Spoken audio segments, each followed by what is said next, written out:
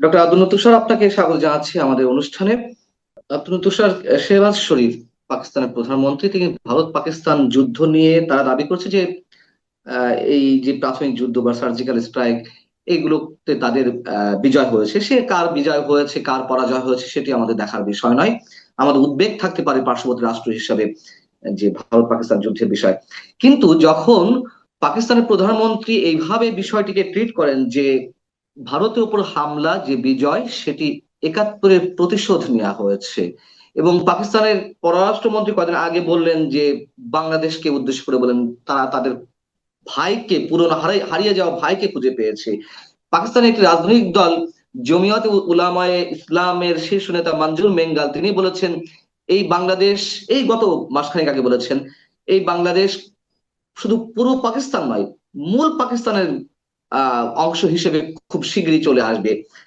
আমরা কি এগুলো জাস্ট কথার কথা, রাজনৈতিক বক্তব্য এই হিসেবেই ধরবো, নাকি এর ভিতরে কোনো মেসেজ রয়েছে? আমার কাছে মনে হয় যে পাকিস্তানিদের সবসময় চাপার জোর বেশি ছিল।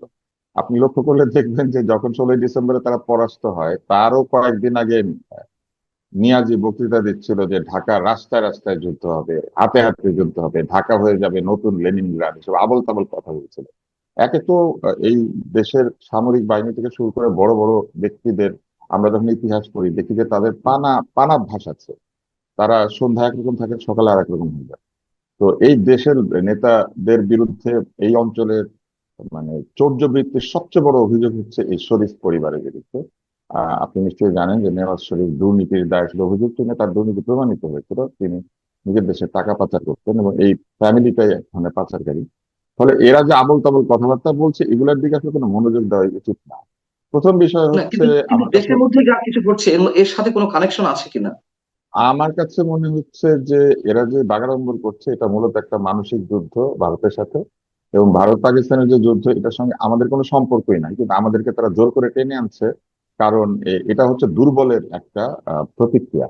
আমি আপনাকে একটা উদাহরণ দিই, সেটা হচ্ছে যে এলাকাতে যখন কোনো দুই প্রতিবেশীর মধ্যে যুদ্ধ লাগে, যে শক্তিশালী প্রতিবেশী একাই বিষয়টাকে ডিল করে। আর যে দুর্বল প্রতিবেশী সে তার আত্মীয় স্বজন পাশের বাড়ি থেকে লোকজন এগুলাকে ডেকে নিয়ে আসে।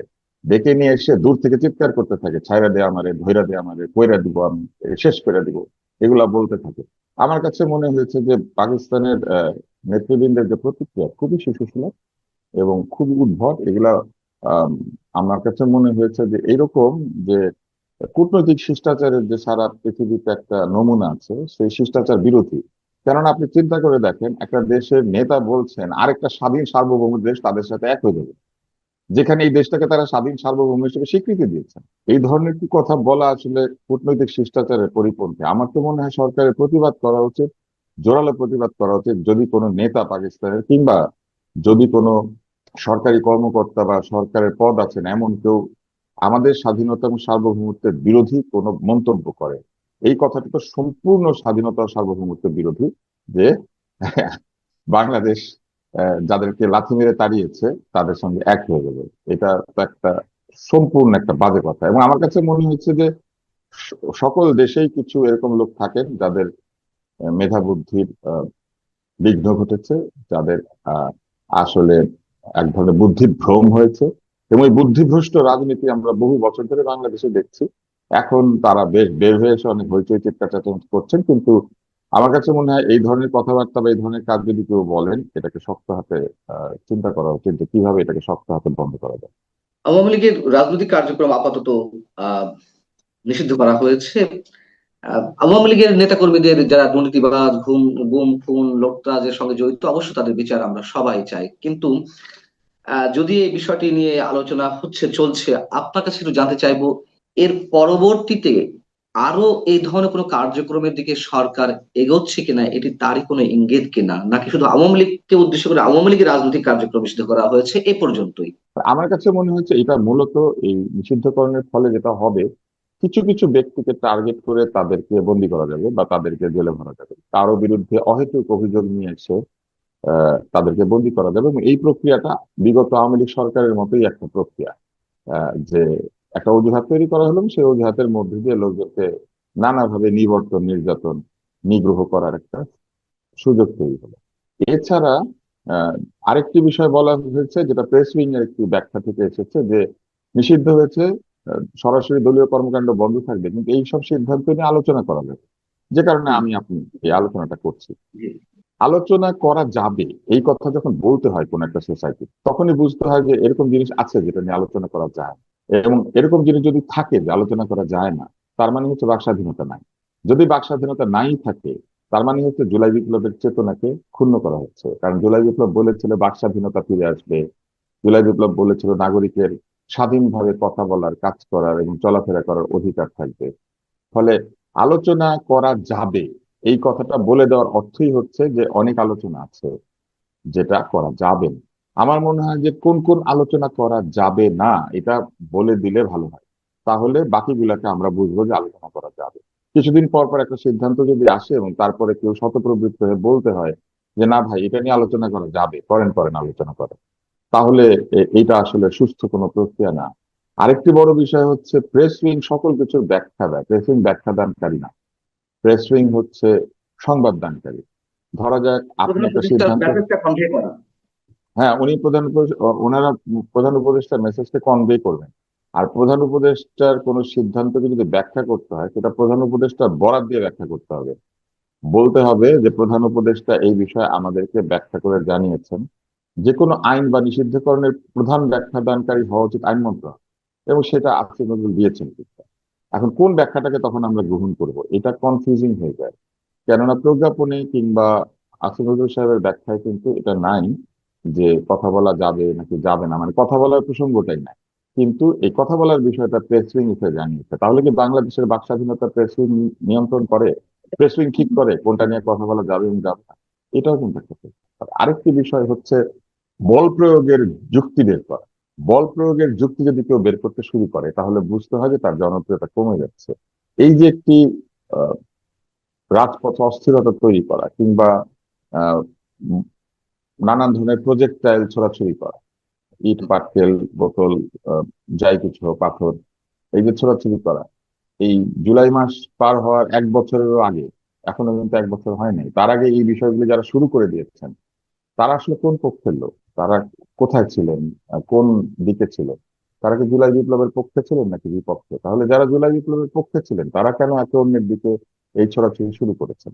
এবং জগন্নাথ বিশ্ববিদ্যালয়ের যে আন্দোলনটি, যেটাকে ঘিরেই ঘটনা, আপনি লক্ষ্য করে দেখেন, সেই আন্দোলনটি কিন্তু যৌক্তিক দাবি দেওয়া আছে বলে আহ, যারা জুলাই বিপ্লবের নেতৃত্ব দিয়েছেন এমন অনেকে বলেছেন যে জগন্নাথ বিশ্ববিদ্যালয়ের এই দাবিটি যথেষ্ট যৌক্তিক। তাহলে একটা যৌক্তিক বিষয় নিয়ে কেন রাজপথে যেতে হচ্ছে? শিক্ষা উপদেষ্টা কোথায়? শিক্ষা উপদেষ্টার কাছে তারা যাচ্ছেন না কেন? কিংবা এই বিষয়টি আলোচনা একটা মিটিং এর ডেট চেয়ে কেন করা হলো না? কেন রাস্তার মধ্যে দাঁড়িয়ে হুজ্জত করা হচ্ছে? যারা এই সরকারকে নিয়োগ করেছে এবং যারা যারা যারা এই সরকার এর মধ্যে আছেন, অর্থাৎ নিয়োগ প্রাপ্ত, এরা সবাই তো বন্ধুত্বপূর্ণ একটি পরিবেশে থাকার কথা। তাহলে কেন যারা নিয়োগকর্তা তাদেরকে রাস্তায় দাঁড়িয়ে এই ধরনের আহ অস্থিরতা কিংবা এই ধরনের আহ, প্রক্রিয়ার মধ্যে দিয়ে যেতে হচ্ছে, যেখানে সহিংসতার সুযোগ থাকে, কিংবা অস্থিরতার সুযোগ থাকে, কিংবা ঢাকা শহরের লোকজনকে কষ্ট দেওয়ার একটা প্রক্রিয়া থাকে? কেন এইভাবে সবকিছু আদায় করতে হচ্ছে? যারা নিয়োগ দিয়েছে তারা কেন আলোচনায় বসতে পারছে না যাদেরকে নিয়োগ দিয়েছে তাদের তাদের সাথে? আমার কাছে মনে হচ্ছে জুলাই বিপ্লবের চেতনার সবচেয়ে বড় পরিপন্থী যে কাজটি হচ্ছে, সেটি হচ্ছে এই বিপ্লব পরবর্তীকালে ক্ষমতা কার কাছে যাবে এটা নিয়ে সবাই ব্যস্ত হয়েছে। কিন্তু সংস্কার যদি কেউ করতে চান, সংস্কারের কথা যদি কেউ বলেন, ক্ষমতা কার কাছে যাবে সেটা তো চিন্তা করতে পারা উচিত না। ক্ষমতা তো জনগণের, ক্ষমতা জনগণের কাছেই থাকার কথা, এবং জনগণ তার ক্ষমতা কিভাবে এক্সিকিউট করে? নির্বাচনের মধ্যে দিয়ে। তাহলে যেমন জুলাই আপনি কি বিপ্লবে বলছেন যে এখন এখন এই মুহূর্তেও ক্ষমতা নিয়ে টানাটানি চলছে, ক্ষমতা অবশ্যই কুক্ষিগত করে রাখার চেষ্টা চলছে। সেটা তো সেটা তো দেখা যাচ্ছে, ক্ষমতা কক্ষিগত করে রাখা হচ্ছে সেটা বলবো না, কিন্তু আপনি লক্ষ্য করলে দেখবেন যে জুলাই বিপ্লবের পক্ষের প্রতিটি শক্তি রাষ্ট্র ক্ষমতাকে অধিকতর শেয়ার নিয়ে ক্ষমতায় যাবে সেইটার জন্য লড়াই লিপ্ত হয়েছে। এবং তারা কিন্তু এক রাজনৈতিক দল আরেক রাজনৈতিক দলের সমালোচনা করছেন, নতুন যে রাজনৈতিক দলটি সেটি অতীতের সকল রাজনৈতিক দলের সমালোচনা করছেন। আমরা সেই পূর্ণ রাজনৈতিক প্রক্রিয়ার মধ্যেই আছি, যেখানে প্রতিপক্ষ দলের সবাই খারাপ এই কথা বলার একটা প্রবণতা। এবং আমরা আশা করেছিলাম যে নতুন রাজনৈতিক দলের মধ্যে প্রতিপক্ষ দলের সবাই খারাপ, এই পুরনো রাজনৈতিক যে রেটরিক সেটা থাকবে না। আমরা লক্ষ্য করলাম যে তারা যাদের সঙ্গে পাশে পাশে দাঁড়িয়ে এই জুলাইতে আন্দোলন করেছেন, সেই সব দলকেও সমালোচনা করছেন এবং বলছেন যে পুরনো রাজনৈতিক দলগুলি একটাও ঠিক না, বিএনপিকে সরাসরি আক্রমণ করছেন। এবং আমি লক্ষ্য করেছি যে এক ধরনের দলের মধ্যেও একাধিক নেতার মধ্যে মতদ্বৈততা আছে। তারা তাদের সেই মতদ্বৈততা দলের মধ্যে মিটিং এ সলভ না করে তারা ফেসবুকে স্ট্যাটাস দিয়ে দেন, কারণ তারা মানুষের কাছে ভালো থাকতে চান। তারা সবাইকে জানাতে চান যে আমি কিন্তু এটার সাথে ছিলাম। একটা দলের মধ্যে ব্যক্তি যদি জানাতে চায় সেই দলের সিদ্ধান্তের সঙ্গে একমত না, সেটা সে দলের ভেতরে ফোরামে বলবে। দলের বাইরে আমাদের মতো লোকেরা বলতে পারে, যাদের কোনো দল নাই। আমরা এসে ফেসবুকে বলবো যে আমার এই সিদ্ধান্তটা ভালো লাগে নাই, বা আমি পত্রিকাতে বলবো, বা অন্য কোথাও দাঁড়িয়ে বলবো। কিন্তু যারা দল করেন তারা দলের কোনো ব্যক্তির সিদ্ধান্ত বা অন্য কিছু নিয়ে যদি তাদের আপত্তি থাকে, তারা দলের ভিতরে মিটিং করে সেটা বলবে। কিন্তু আপনি লক্ষ্য করলে দেখবেন যে নতুন দলের রাজনৈতিক নেতারা একজন আরেকজনের বিষয়ে কোনো কিছু অপছন্দ হলে তারা সেইখানে স্ট্যাটাস দিয়ে বলেন যে আমি কিন্তু এটার সঙ্গে না, আমি কিন্তু নারীদের বিরুদ্ধে এই সঙ্গে ছিলাম না, কিংবা আমি কিন্তু ওই প্রসেশন 135টা গাড়ির মিছিলের মধ্যে আমি ছিলাম না, এটা তারা বলতে চেষ্টা করে।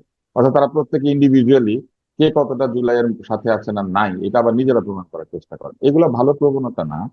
আরো একটি প্রবণতা আমি লক্ষ্য করেছি, আপনি দেখলে দেখবেন যে কিছু কিছু নেতা আবার একজন আরেকজনের পক্ষ হয়ে স্ট্যাটাস দেয়। ও যেটা করেছে সেটা ঠিক আছে, আর আরেকজন বলে এ যেটা করেছে সেটা ঠিক আছে, কিন্তু বাকিরা কে কি করছে সেটা নিয়ে তাদের মাথা ব্যথা। এগুলা সবই হচ্ছে এগুলা সবই হচ্ছে রাজনৈতিক দূরদর্শিতা এবং রাজনৈতিক যে প্রক্রিয়া সেটা বুঝতে না পারার ফলাফল। এটা এক ধরনের অপরিপক্কতা। আমার কাছে মনে হয় যে যত দিন যাবে ততই নির্বাচন কঠিন হয়ে উঠবে নতুন দলগুলির জন্য। ফলে তাদের নিজেদের স্বার্থেও দ্রুত নির্বাচন দেওয়া উচিত। দ্রুত নির্বাচন দিয়ে যদি গণতান্ত্রিক প্রক্রিয়ার মধ্যে তারা না ঢুকে, তারা নিজেদের মধ্যে এই ঝগড়ার কারণেই এক সময় দেখা যাবে যে তাদের যে ঐক্য বা তাদের যে ইন্টিগ্রিটি, তাদের যে ইন্টিগ্রেশন বা অ্যামালগামেশন, এটা ক্ষতিগ্রস্ত হবে, দল মানে ক্ষতিগ্রস্ত হবে। প্রায় শেষ পর্যায়ে আপনার কাছে আর ছোট ছোট তিনটা প্রশ্ন করবো। নির্বাচনের কথা বলছিলেন, নির্বাচন দিয়ে দেওয়া উচিত, কিন্তু দিন যত যাচ্ছে নির্বাচন নিয়ে কি সন্দেহ আরো বেশি প্রকট হচ্ছে, নাকি জটটা একটু খুলছে, আসলে কোন দিকে যাচ্ছে? যে সরকার এখন দায়িত্বে আছেন তারা যদি ঠিক মতো নির্বাচন দিতে না পারেন তাহলে তারা ব্যর্থ সরকারে পরিণত হবে। কেননা তারা বলেছেন তারা অন্তর্বর্তী সরকার। কার আর কারের মধ্যে অন্তর্বর্তী? জুলাইয়ের বিপ্লব থেকে নির্বাচন পর্যন্ত যে সময়টা, সেই সময়টায় তারা অন্তর্বর্তী। সেই সময়টাকে তারা নির্দিষ্ট করতে পারছেন না। তারা নির্দিষ্ট সময় দিয়ে যদি নির্বাচন দিয়ে তারা শান্তিপূর্ণভাবে একটি গণতান্ত্রিক প্রক্রিয়াতে জাতিকে তুলে দিয়ে গণতন্ত্রের যে রেলগাড়ি সেটাকে যাত্রা করিয়ে দিয়ে যদি তারা আহ অপ- তারা ক্ষমতা হস্তান্তর করেন, তাহলেই কেবল তারা বলতে পারবেন তারা সফল হয়েছে। যত জি। দিন যাবে নির্বাচন যত পেছাবে, তত তাদের প্রাথমিক ব্যর্থতা হবে, তারা নির্বাচন দিতে পারছেন না, তারা ক্ষমতায় বসে আছে। আর দ্বিতীয় সেটা বিষয় কি হচ্ছে তীব্র হচ্ছে, সেই সংশয়, সেই সন্দেহ কি তীব্র হচ্ছে, নাকি মানুষের যে সন্দেহ সং- ছিল বরং সেখান থেকে সংশয় আরো? সন্দেহ সংশয় সন্দেহ বাড়ছে। কেননা আইন শৃঙ্খলা পরিস্থিতি থেকে শুরু করে বিভিন্ন বিষয়ে যে উন্নতি, এক্সপেক্টেড উন্নতি প্রত্যাশিত, সেটা লক্ষ্য করা যাচ্ছে না। তো যদি মানুষ প্রতিনিয়ত নির্বাচনের দিকে এগিয়ে যাচ্ছে এই অনুভূতিটি না পায়, তাহলে সবার মধ্যে সন্দেহ বাড়বে, এবং যত সন্দেহ বাড়বে, আমি এটাই বলতে চাইছিলাম যে সমাজে যত সন্দেহ, গুজব, আস্থাহীনতা, নিরাপত্তাহীনতা বাড়বে, ততই এই সরকার আবারও ব্যর্থ হবে। প্রথমে তারা নির্বাচন দিতে না পেরে ব্যর্থ। দ্বিতীয় হচ্ছেন তারা নির্বাচনের পরিবেশ তৈরি করতে না পারার কারণে এটা স্থাপিত হবে যে তারা আসলে মানুষকে সঠিক সুস্থ পরিবেশে রাখতে পারছেন না। এমনকি একটা জালিয়াতি নির্বাচন দিতে পারছেন না। তখন আওয়ামী লীগ এসে বলবে যে আমরা তো অন্তত জালিয়াতি করে নির্বাচন করেছি, তোমরা তো সেটা পারছো না, এটা বলবে। তো তারা নিজেরাই এইসব জায়গা তৈরি করে দিচ্ছে, মানে এই কথাগুলি আসার জায়গা তৈরি করে দিচ্ছে। নির্বাচন দিতে না পারার তো কোনো কারণ নাই, কিন্তু বরং যত দ্রুত নির্বাচন দেয়া হতো ততই কিন্তু নির্বাচন অনেক ভালোভাবে সম্পন্ন করা যেত। যত দেরি করা হবে ততই এই নির্বাচনের প্রক্রিয়াটি বাধাগ্রস্ত হবে। নির্বাচন দেরি করাও কিন্তু নির্বাচনকে বাধাগ্রস্ত করা ছাড়া। কেন দেরি করতে হবে? যেখানে স্বাভাবিক পরিস্থিতিতে 90 দিনের মধ্যে নির্বাচন করতে পারে আহ আমাদের নির্বাচন কমিশন, সেইখানে কত অস্বাভাবিক হয়েছে পরিস্থিতি যে আমরা বছরের পর বছর নির্বাচন করতে পারবো না। অন্য সবকিছু পারবো, সবকিছু আমরা পাচ্ছি, শুধু নির্বাচনটা পাচ্ছি না। এটা কি বিশ্বাসযোগ্য?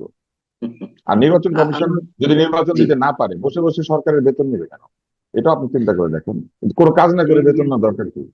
এই নির্বাচন সহ আরো নানান ইস্যুতে আওয়ামী লীগের প্রতি মানুষের যে পুঞ্জীভূত ক্ষোভ, সেই ক্ষোভের মানে বিস্ফোরণটি ঘটলো 5ই আগস্টে।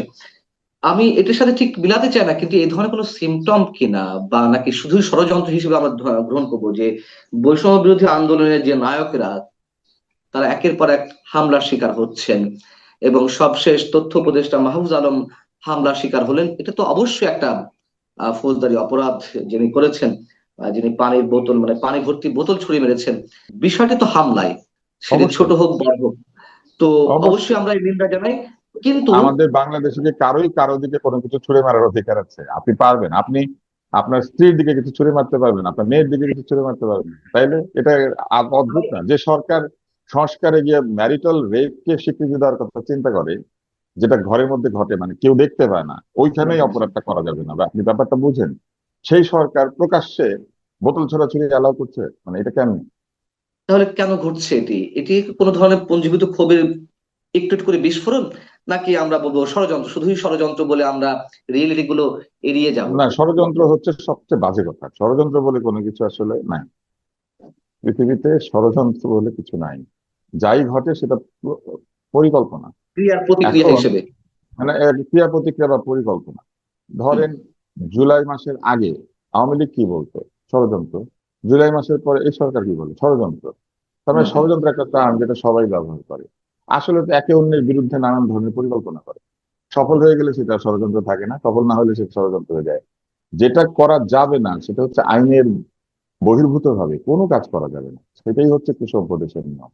তাহলে আইন যেগুলো যেখানে ঘটছে আছে আইন সেগুলো মানতে কি হবে। আমরা ওই ক্ষোভের বিস্ফোরণের জায়গা এখন থেকে এখন বিবেচনা যা করবো? ঘটছে সেটা তো বেআইনি। এখন যেটা ঘটেছে সেটা বেআইনি, অন্যায়। একইভাবে আগেও যা এই ধরনের কোনো ঘটনা ঘটে থাকে সেটাও বেআইনি, সেটা অন্যায়। ওটা অন্যায়কে বেআইনি, অন্যায় কিন্তু হিসেবে যে স্বীকৃতি করতে ঘটছে হবে। সেটি ঘটার কারণগুলো কি, মানে কিন্তু এইখানে এগুলো? এখানে না, এটা ঘটার কারণ কিন্তু আমি একটু আগে এই আলোচনার মধ্যেই বলেছি, অনাস্থা এবং অবিশ্বাস। যে পক্ষ ছুড়ে মারছে আর যে পক্ষ হামলার শিকার হচ্ছে, একে অন্যকে বিশ্বাস করতে পারছে না। বিশেষ করে যারা এই যে রাস্তায় নেমেছেন, তাদের তো আসলে অনাস্থা থেকে তারা রাস্তায় নেমেছেন। তারা মনে করছেন যে আলোচনা করে কোনো কাজ হবে না, দাবি দেওয়া ভদ্রভাবে জানিয়ে কোনো লাভ হবে না, রাস্তার মধ্যে নেমে হইচই করলে, আটকে রাখলে, অবরোধ করলে কাজ হবে। তার মানেই হচ্ছে আপনার সিদ্ধান্ত গ্রহণ প্রক্রিয়ার সঙ্গে আমার অনাস্থা আছে। আমি যদি মনে করি যে পান্নাকে ফোন করে অনুরোধ করলে সে অনুরোধ রাখবে না, কিন্তু তার বাসার কাজ বরাবর তিনটা ঢিল মারলে অনুরোধ রাখবে, আমি ঢিল মারতে শুরু করলাম, এর মানে হচ্ছে আমি বিশ্বাস করি না যে আপনি সুস্থ সিদ্ধান্ত নিতে পারেন। আপনাকে ঢিল মারলে আপনি শুনেন। তো এইটা তো অনাস্থারই বহিঃপ্রকাশ। তারা নিজেরা নিজেদের দিকে অনাস্থা দেখাচ্ছে, এটা কোনো ভালো জিনিস হচ্ছে না। সরকারের রাজনৈতিক অভিজ্ঞতা খুব প্রয়োজন থাকে। রাজনৈতিক জিনিসটা কিন্তু রাজনীতির সঙ্গে থেকে শিখতে হয়। বিভিন্ন কোম্পানির সিইও, বিশ্ববিদ্যালয়ের শিক্ষক, কিংবা এনজিওর প্রধান, তারা বিভিন্ন প্রতিষ্ঠান চালিয়েছেন, কিন্তু তাদের যদি প্রত্যক্ষ রাজনীতির বা পরোক্ষ রাজনীতির অভিজ্ঞতা না থাকে, রাজনৈতিক দলের সাথে সম্পর্ক না থাকে, তবে তারা কখনোই সঠিক রাজনৈতিক সিদ্ধান্ত নিতে পারবেন না। এবং রাজনীতির মূল বিষয় হচ্ছে জনগণ। জনগণকে বুঝতে পারতে হলে কোনো না কোনো ভাবে রাজনৈতিক সংসর্গ থাকা দরকার। এক্স্যাক্টলি।